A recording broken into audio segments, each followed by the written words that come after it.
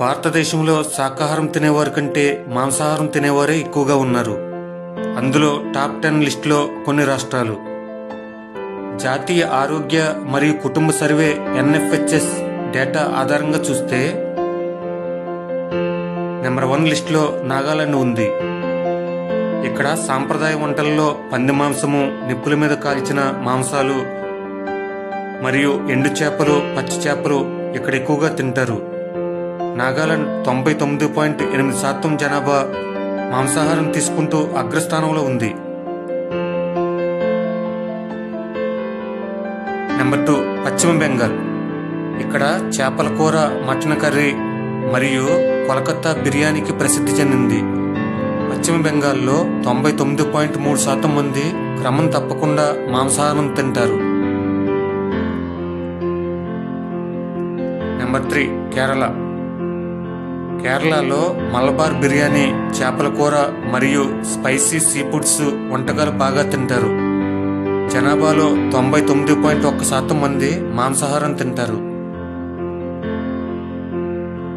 Number 4 Andhra Pradesh.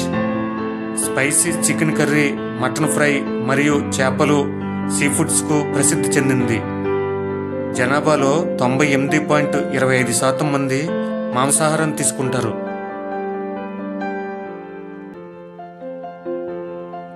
Number 5 Telangana.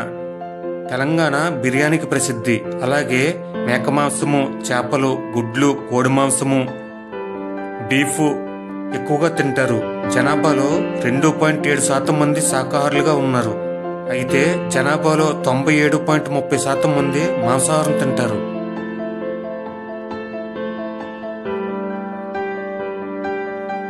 Number 6 Tamil Nadu. Chicken biryani మరియు చేపలు, మసాలా మాంసం కూరలకు ప్రసిద్ధి. తమిళనాడులో 97.65% మంది ప్రజలు మాంసాహారం భుజిస్తారు.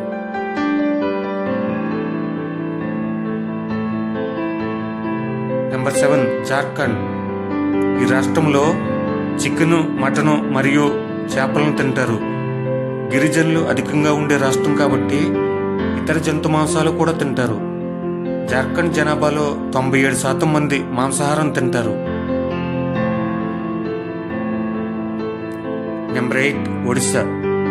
సముద్ర తీర ప్రాంతంలో సముద్రపు చేపలు మరియు మటన్, చికెన్ ఎక్కువ మంది జనాభా తింటారు. ఒడిశాలో 96.1% మంది మాంసాహారం తింటారు. నెంబర్ 9 త్రిపుర. ఇక్కడ గిరిజన సాంప్రదాయ వంటకాలకు ప్రసిద్ధి మరియు చికెన్, చేపలు, ఇతర జంతు మాంసాలు ఎక్కువగా తింటారు. త్రిపురలో 95% మంది మాంసాహారం తీసుకుంటారు.